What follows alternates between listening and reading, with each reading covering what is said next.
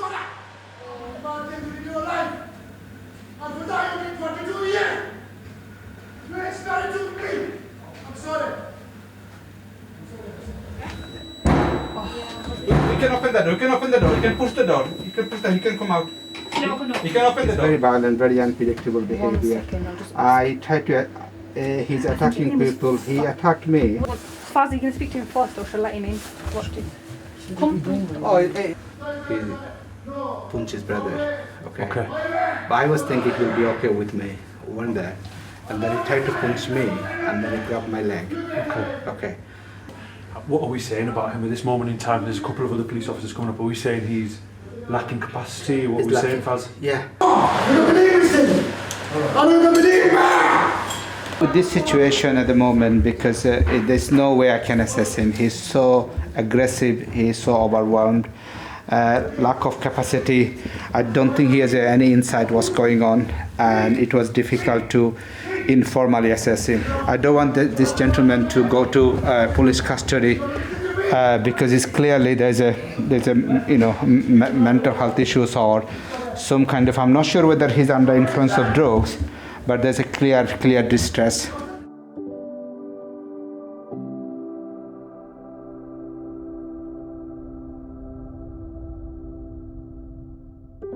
I remember the day my own mental health crisis came to a head.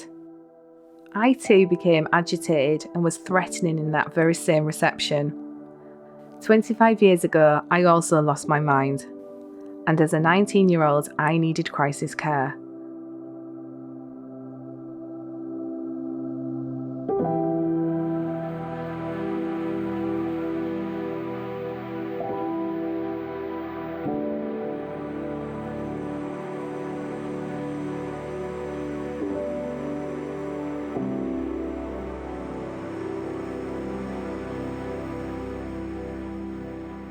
Growing up, I spent lots of time visiting family and friends on the mental health wards of this hospital.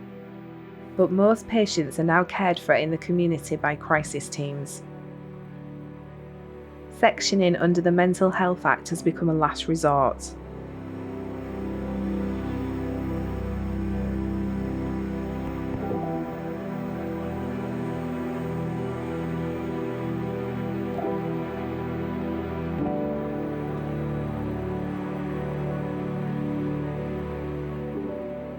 I've been a documentary filmmaker for the last 14 years, helping to tell other people's difficult stories.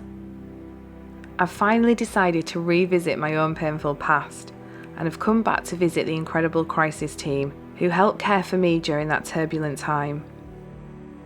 So I was probably one of the first patients to experience the crisis team, I think. I felt like I was on the ceiling, that's the only way to describe it, because I just couldn't come down, where I didn't sleep for weeks on end, had no control over what came out of my mouth, just a really difficult manic episode, actually.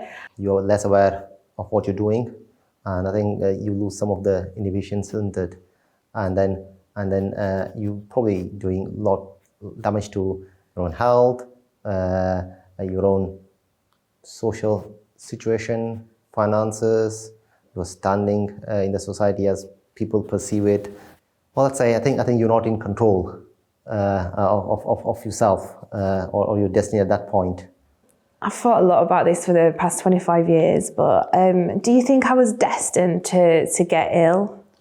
I would say you're probably more vulnerable. It's not necessary that everybody with those genes will develop mental health problems.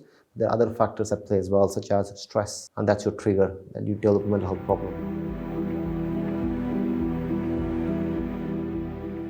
As the fourth emergency service in Britain, the crisis team helped those of us at the most critical and vulnerable times of our lives.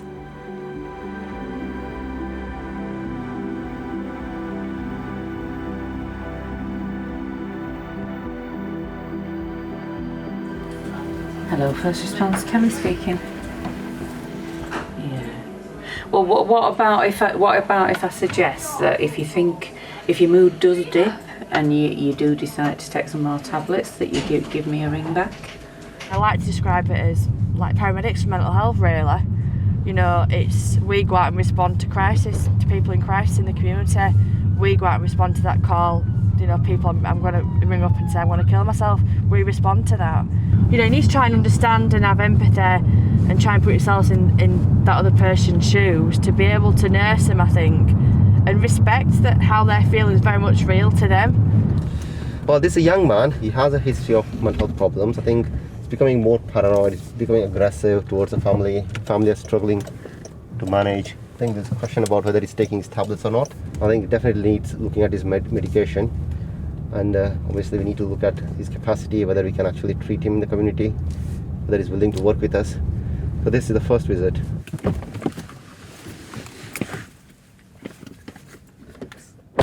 Is he angry only with you or everybody in the house? He got angry with everybody in the house. Right. Well, This is Dr. Wallachetti, and we work for the intensive home treatment team. Okay, so we're a little bit different to the team that you saw a couple of days ago. You saw First Response, so they're an assessment service. So they came out to see you because your family felt that things weren't right maybe at the moment. I thought I found some fall from the sky. I thought put it on fire and see if it turns into gold or... Okay. Can you explain why are you getting angry with your dad and your family? I wake up like that sometimes because they be too much on my side. They don't, and they take everything money on me. They still come back to help me. They never give me a fair time as well. You know what I mean? Right. I'll tell them, look, you take money, yeah, you spend it all on food. What we got left for me? While speaking to your dad, he said sometimes you just stop taking your tablets. Yeah, because if it causes too much dehydration, I'll have to stop it. Dehydration. Yeah. Right. Okay. Well, they're unusual. It's very unusual because they do not cause dehydration. Honestly, they did to me. They I did? had to take Okay. Are you happy to take the medication? medication. Yes. Yeah. And are you happy that we come back and see you in a couple of days? Yeah, sure. Yeah. Okay. Okay, so hopefully things will settle down and we'll take it from there. This is our card. There's our number on there. We're the intensive home treatment team. Okay, and there's our number. 24 hours a day, 7 days a week. There'll be a nurse on the phone. Okay. You don't have to contact us unless you feel like there's anything significant that you need to discuss or if anything's changing. Okay. So, like Dr. said, if you rather than becoming angry at family, maybe take yourself into a room. Give us a call, explain what's going on, and hopefully we'll be able to redirect you into, doing something more productive and more helpful. Anwar has agreed to work with the crisis team, who will continue to visit him regularly at home until things settle down.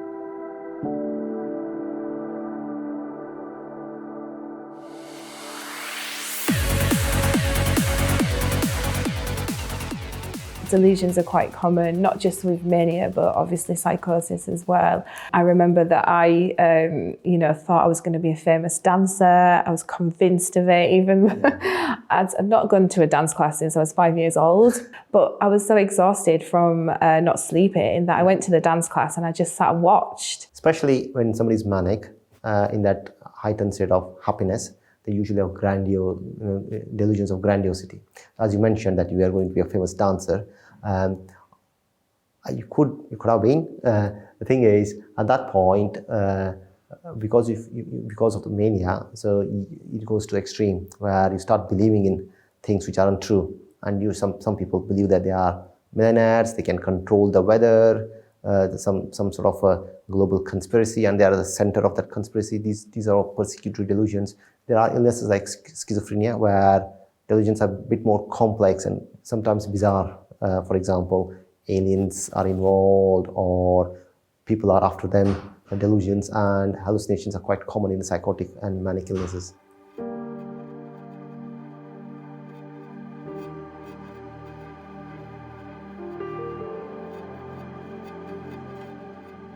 I don't really remember that time. It's like I blacked out for most of it.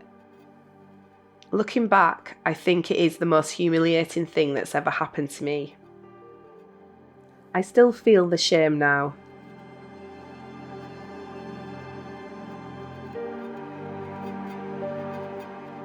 But it wasn't just the mania that caused me to lose control. My lowest period was like I'd fallen into a black hole that I just couldn't get out of.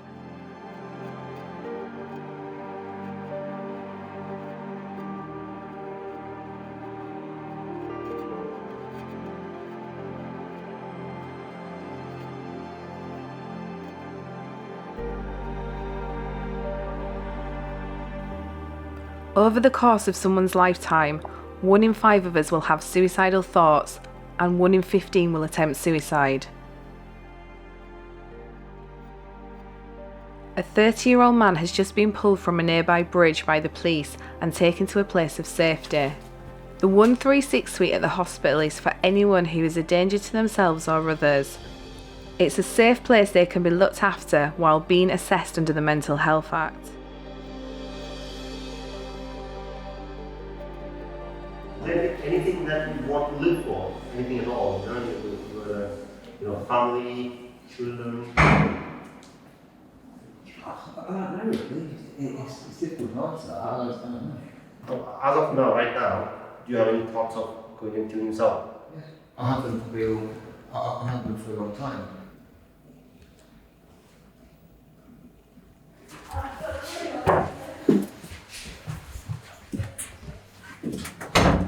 I think one plus is here now. So that makes it a bit easier to get him to hospital. I don't think we can let him go home because he's not giving us reassurances, is That's he? the He's problem. saying that, and the fact is we've walked to that bridge, which is 2 miles. Yeah, plenty of Then time to change his there's mind. nothing to say Yeah, that it's he really would, bad. and he's done it before, hasn't he? So he's a very risky guy. Matthew agrees to be admitted to hospital as a voluntary patient so the team can keep him safe.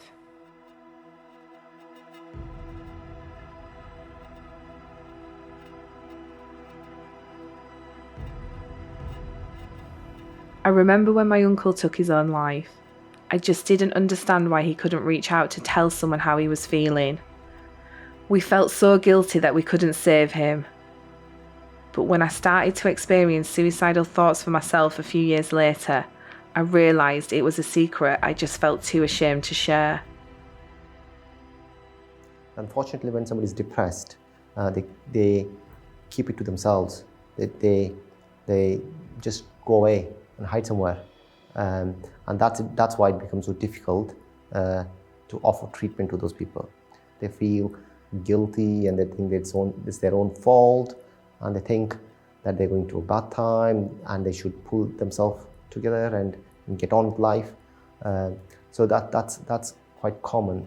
But I think there's a group of people who, frankly, admitting that they're mentally unwell is a shame.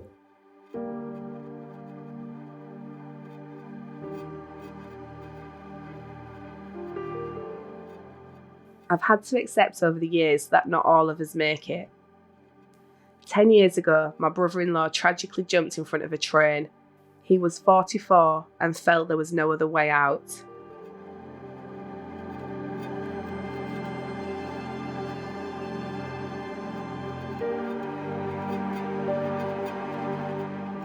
In the lows, I just wanted to die too, and for my head to stop hurting.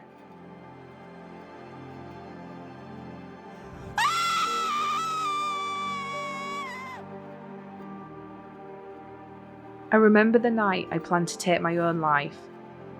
I went downstairs to say goodbye to my family.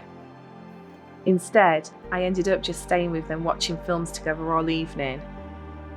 That night kept me safe. I told myself I'll do it tomorrow. Thankfully, that day never came.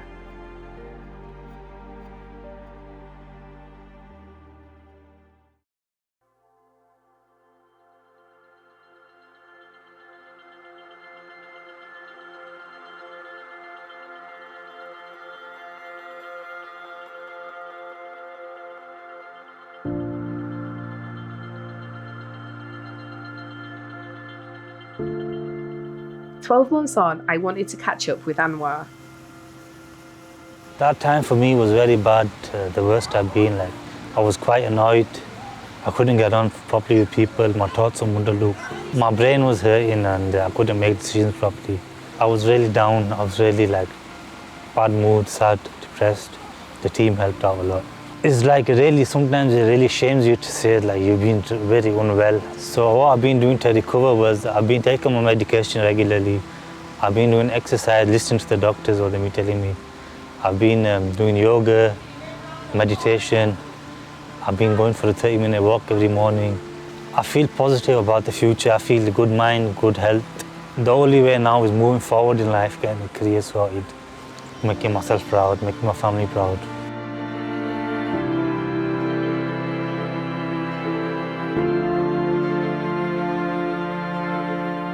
And a year on from Matthew's hospital admission, things have really moved on. I was going through troubles with a then partner at the time. I had money issues, I had issues with my health, and I just, at the point where I couldn't go on anymore.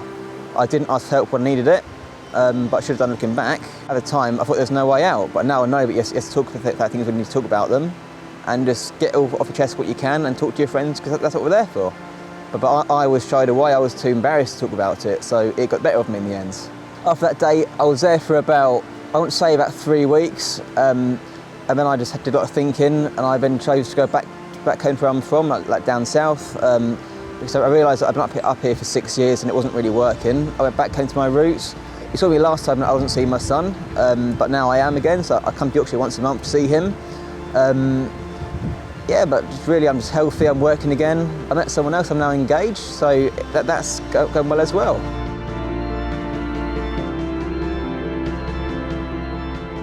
It's a case of changing your environment, you know, finding out what the issues are, and not going to bridges like I did, really. I kept it all in and it almost killed me, because most people have troubles when it's night time, because that's when things seem more scary, and that's where I went at that time.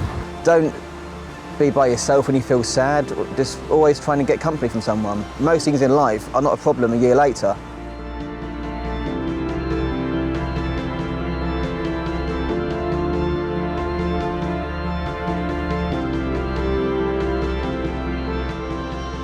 The ability to heal thanks to medication and talking therapy means there is more hope than there ever has been for long-term recovery.